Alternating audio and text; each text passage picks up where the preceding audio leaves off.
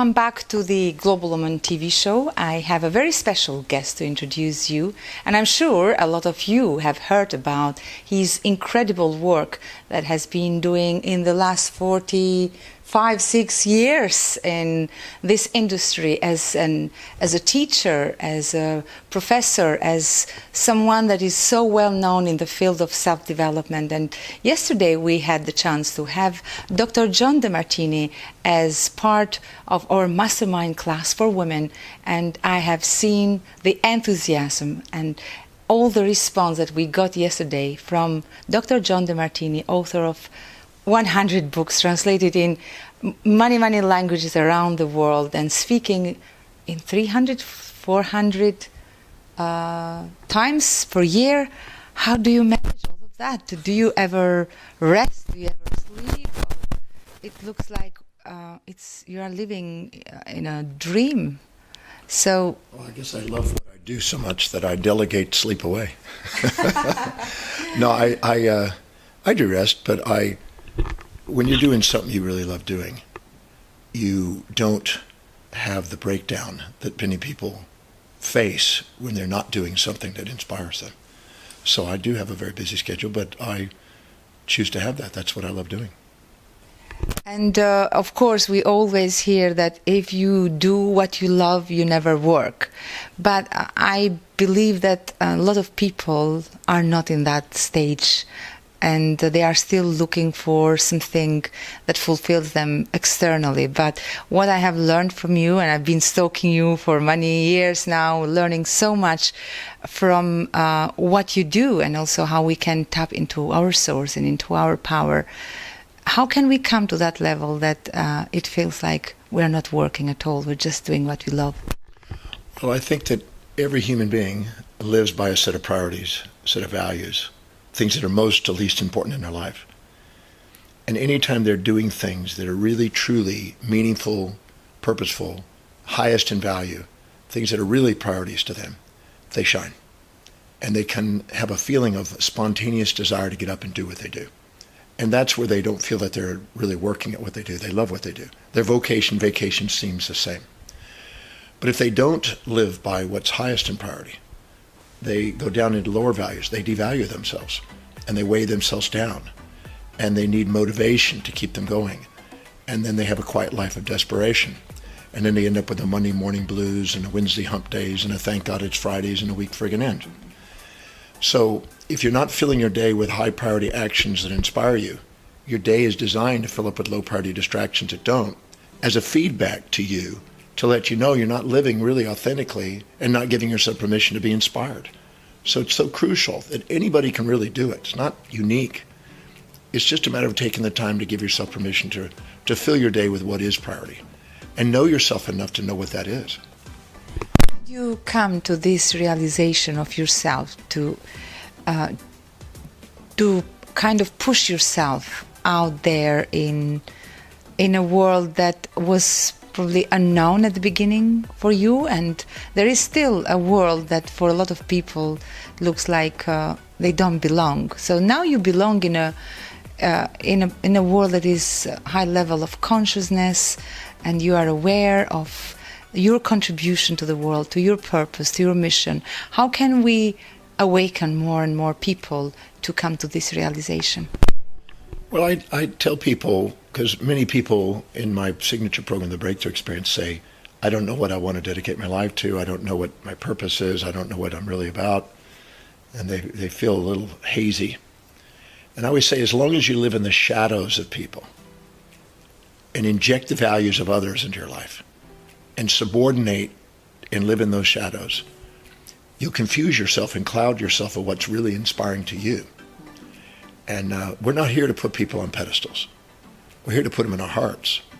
And when we minimize ourselves to other people and exaggerate them, instead of focusing on what's priority to us, we'll be confused and we'll let their influence distract us from what's meaningful. And then we're going around living in those shadows.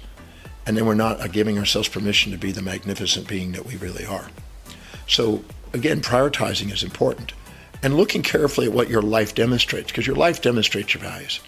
If I ask you, what do you do every day that nobody has to remind you to do? that you spontaneously get up in the morning and can't wait to do. It gives you an indication of what you're really called to do, what you're really inspired by. And then if you ask the question, how can I get beautifully and handsomely paid to do what I really love?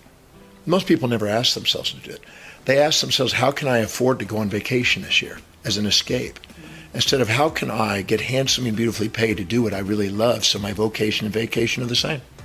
And they never ask that question. And if they did, the quality of their life is based on the quality of the questions they ask. All I've done is accumulated questions that make you aware of things that are opportunities that you pass by because you don't ask the right questions. They are the questions that they don't cost anything. I mean, they are free.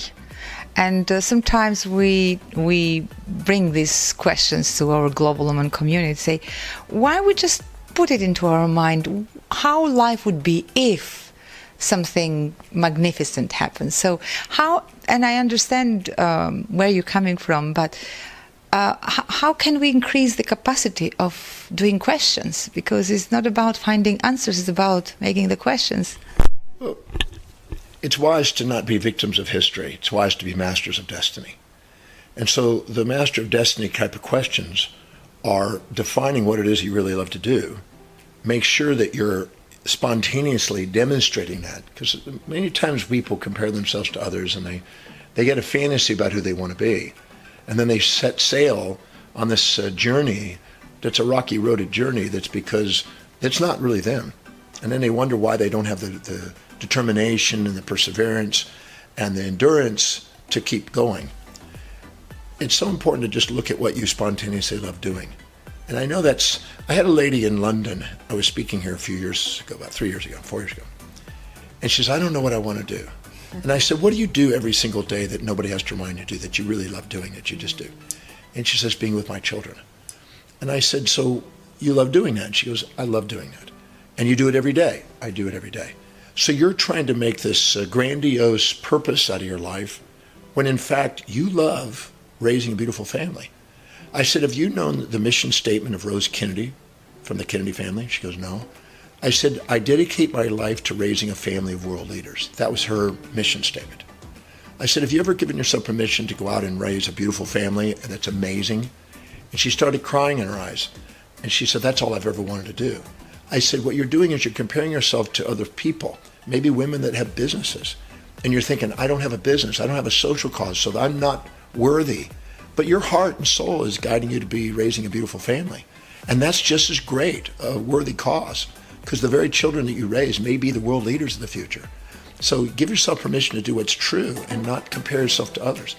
Albert Einstein said, if you're a cat and you're expecting to swim, you'll beat yourself up. And if you're a fish and you're expecting to climb, you're going to beat yourself up. So don't compare yourself to other people. Just be true to yourself and look at what your life spontaneously does. What is it you really love doing? And some people say, well, but I can't make a living at that. I disagree. Yeah. I've helped thousands of people make a living doing what they love to do. I had a lady in Quebec City one time, a very large woman. We would classify her as obese. And she says, well, I love dancing, and by myself, I'm dancing all the time. I said, well, how could you get beautifully and handsomely paid to do that? She goes, I have no idea. I said, you never asked that question. And we made her answer that question. And she came up with all these creative things, and all of a sudden she says, I'm involved in a dance studio. A lot of those people would love to meet the greatest dancers in the world. I would love to travel the world. So she thought of a creative idea where she would actually find out what the fees of the greatest dancers in the world, to have them do a performance and have them do an interview, and go and have this amazing experience in these cities where these dancers are at their performances, meet them, have dinner with them, package the whole thing, and invite people from the dance studios to come. And she had 18 people. She netted $45,000 on the first tour. Wow. That she took off on. And she says, I can't believe that I'm getting paid to dance, to meet the greatest dancers in the world, to watch the greatest performance in the world with the people I care about. I said, you gave yourself permission to ask a new set of questions. Dr. John De Martini, thank you very much for your time and for everything you shared with us today. We appreciate your work in the world, and thank you for everything.